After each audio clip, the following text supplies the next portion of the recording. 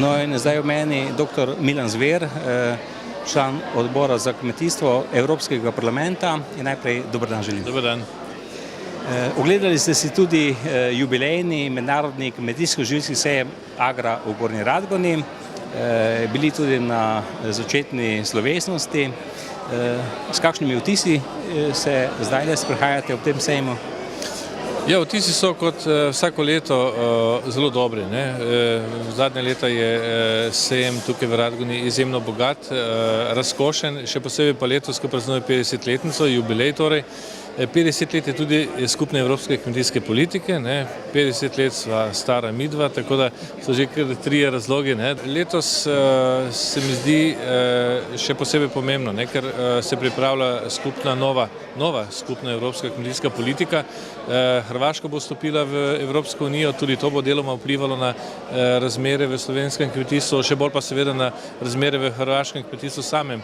Hrvaška se bo morala relativno hitro prilagoditi zahtevam skupnega evropske politike, trga.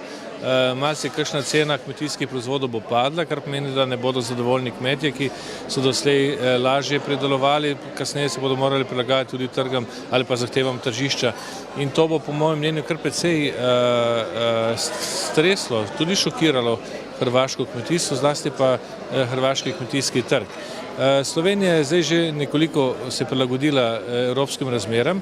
Evropska unija je dvojno vplivala na razmere v Sloveniji, lahko bi rekli pozitivno, pa tudi negativno. Pozitivno predvsem v tej smeri, da so pridelovalci dobili nekatere dodatne vire za preživetje, za svoje delo, negativno pa predvsem v tem, ker je delež samooskrbe v zadnjem desetletju strmo upadal na mnogih področjih.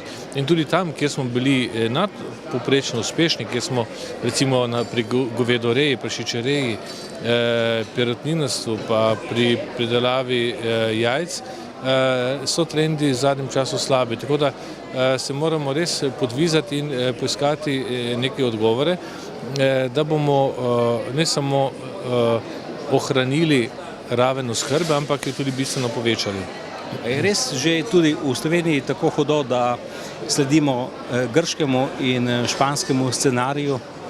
Res je, zadolževali smo se zadnja leta zelo hitro, bonitetne ocene so slabe, to pomeni, da lahko na svetovni finančni trgi dobimo samo drag denar. Če bi se slovenska politika poenotila, bi Slovenci lahko dobili in bi seveda s tem dala tudi nek pozitivni signal na finančne trge, recimo z vpisom zlatega pravila v ustavo, bi Slovenija v naslednjih letih, ko še potrebuje tuj denar za preživetje, dobila precej pocen denar, torej nizke obrestne mere. Tem je glavno jedro zgodbe. Če bo politika se poenotila in če bomo v jesen sprejeli nujno potrebne ukrepe, bomo lahko preživeli in bomo po mojem mnenju lahko sami išli iz krize. Kolikor te enotnosti politične ne bo, bomo pač morali sprejeti diktat Evropske unije in živeti po pravilih, ki jih bodo oni določali. V bistvu je skrajni čas, da rečemo, treba se je poenotiti, kajti zgledujemo se lahko tudi po Franciji, ne nazadnje. To je sicer res, ampak Francija ta hip dobiva precej cenejši denar na svetovnem trgu. Francija in Nemčija sta tako močni gospodarski velesili, da praktično za njih ni noben problem. Lahko dobita celo negativne obresti, torej denar, ki je izjemno ugoden. Slovenija pač ne. Slovenija v drugem položaju šibek člen, zato moramo mi z svojim angažmajem in racionalnostjo pokazati, da smo vredni zaupanja in da smo se sposobni sami preživeti. To je ključno sporočilo, ki ga svetovni finančni trgi želijo, da zboljšajo bonitetno oceno. Dr. Milan Zver, ste tudi predsedniški kandidat za predsednika Republike Slovenije, za predsednika države torej. Kakšen je vaš odnos do slovenskega kmetijstva, denimo?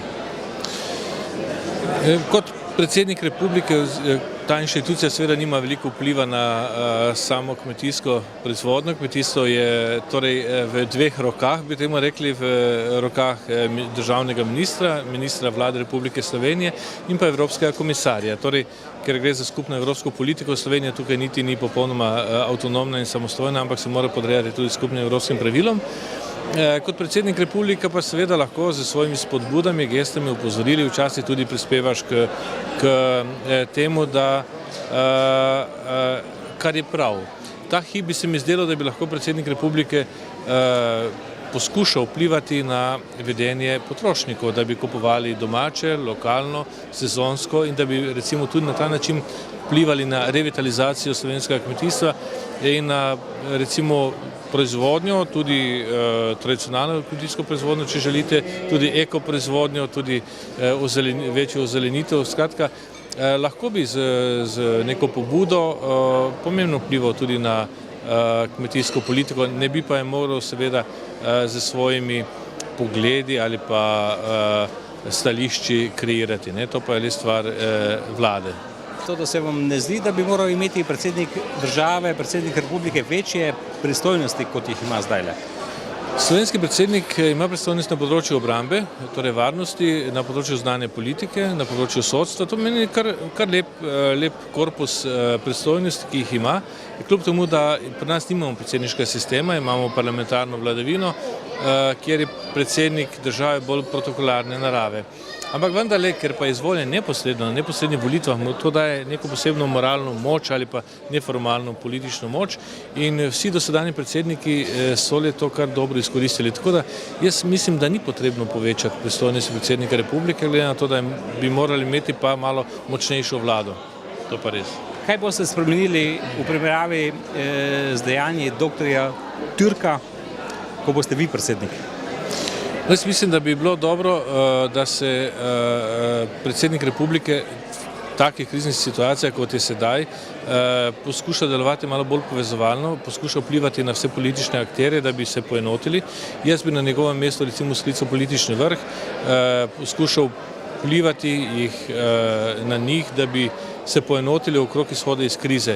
Brez tega dogovora Sloveniji ni pomoči, mi bomo potem šli v smeri bankrota in zaprosili za pomoč. In v tem seveda zgubi Slovenija določeno suverenost, ugled pa na nek način tudi ponos. Mi smo pred 2 desetletjema svetu obljubili, da bomo samostojno sami skrbeli zase, da smo dovolj zrela osebnost, politična skupnost in da ne bomo živeli na račun drugih. To je bil tudi neki glavni premislek vseh tistih, ki so nas takrat priznali, so sprejeli to našo obljubo, no po 2 desetletji pa smo jo relativno hitro snedli, ko smo bistveno v zadnjih letih več zapravljali, kot smo zaslužili in zaradi tega so prišle tudi predčasne volitve in politična kriza, ki je sledila, je rezultat tudi tega, da smo slabo upravljali s svojimi razvojnimi viri. Slovenija se tega ne sme ponoviti in zapis fiskalnega pravila v ustavo bi onemogočil, da bi še se kdaj pojavila kakšna vlada, ki bi poskušala popolnoma zadolžiti slovensko državo. Hvala lepa. Prosim, hvala.